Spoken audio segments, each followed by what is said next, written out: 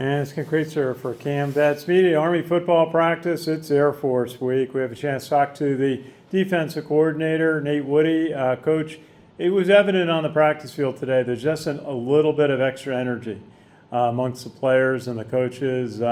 What is it like for you? I know what this is a time of the season where you get into rivalry week, and the guys are they're loaded. They're ready to go. This is the week where I start getting texts, in the middle of the night from guys that are watching film, and they want the answers, and they can't wait till the meeting the next day. It's really a good. It's a great experience to see the guys so into this ball game. So it's a team that is a team that hasn't had as much success this year, but they've had a lot in the previous years, and we look forward to this game again.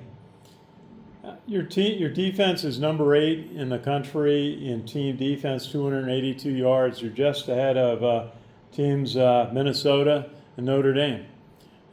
What's really developed this year for your team? You had some young secondary, but everybody's grown. Your linebackers are playing well, making a lot of tackles. Yeah, I think the team understands our strengths. They understand that they understand and work hard on our weaknesses, and they have grown fast. It's been a defense that. We made some changes here or there that have benefited us from a position standpoint, and some guys have come along. And early on, you may read schemes, and it may just take a little bit longer, a little bit longer for you to read it and to react. And that extra 6 inches, a foot, a yard is the difference in making a play or not. What the guys have done this year, they've gotten better and better and better at processing information and getting to the point of attack quicker.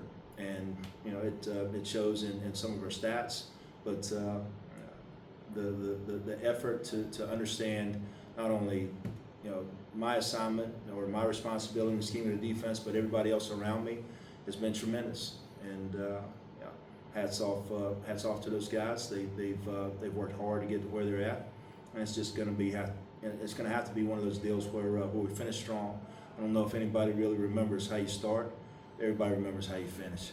Absolutely. It's just noticeable looking down at your linebackers. Anna Thomas, 44 tackles. Caleb Fortner, 38.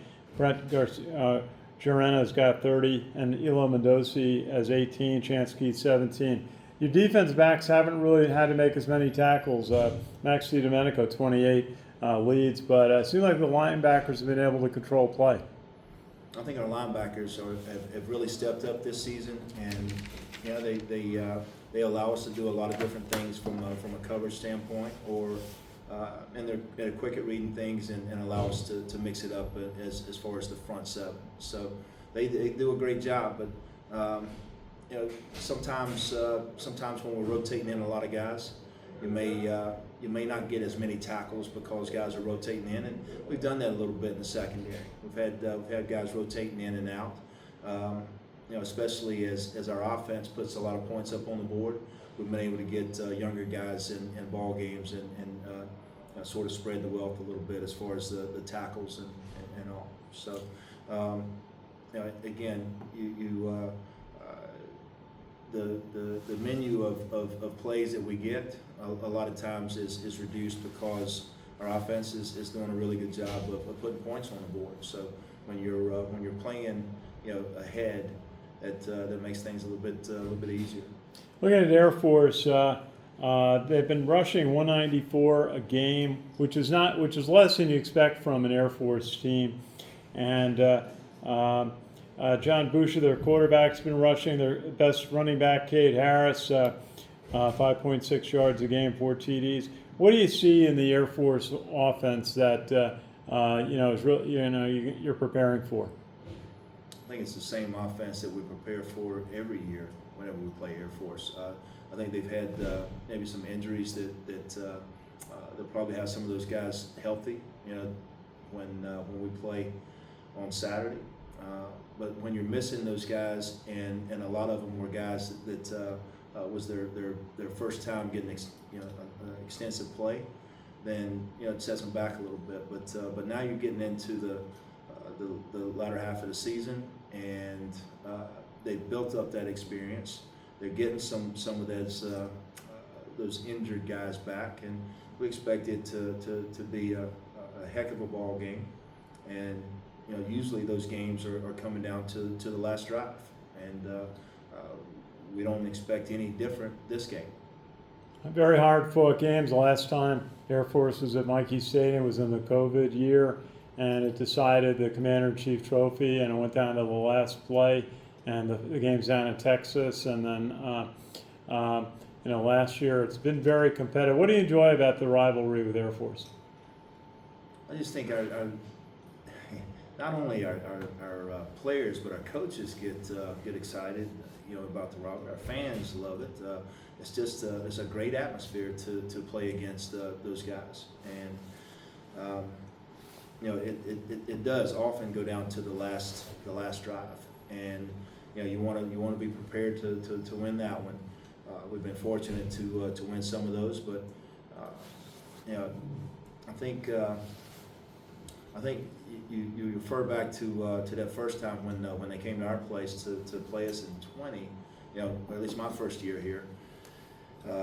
That was a heck of a ball game. We had just beaten Navy the week before, and come back the very next weekend and play Air Force. So back-to-back games in CIC series is not an easy thing to do, and especially to win both of them. So we're really fortunate to win those. You're those going to have a games. bigger crowd here Saturday than you did that day. I think there were about 250 people there because the Corps had gone home, and it will be a bigger crowd, but I'll tell you what, it was nice to hear everybody yelling that day. Yeah. Wasn't no golf claps in this series. Coach, great to talk with you. Anyone on Zoom? Sal, are you there? Hey, Coach Woody, how are you? Hello, Sal. Hey, I was just wondering if you can talk about the battle in the trenches and how important that is for the defensive line to hold its own so others can make plays in this game, especially with the offense they run. I think the kind of defense that we play is one that we want our defensive linemen to make plays. We want guys to be able to get off blocks and make tackles, because when the defensive line is getting off those blocks and they're making plays, it's generally a tackle for no gain or a tackle for a loss. So there are times where you got to get your hands on a blocker, and when you're getting a double team, you got to make sure that you don't get knocked back into the linebackers, and that's part of the territory for our defensive front. But generally, this is a defense where we want to penetrate, if at all possible, with our front, and if we don't penetrate, then hopefully that opens up a gap for the linebackers. Does the rivalry make this the toughest game of the season for you guys up to date, or is there schemes how you guys are a lot similar? What makes this the toughest game for you guys on the schedule so far? No matter what the record is, both teams will come out and give their very best. There is no, there's no player or unit on either team that will give in this ball game. So no matter what the records are, you're going to expect and receive the best from the opponent. So that I think that in itself says something about the academy ball and how hard we'll play.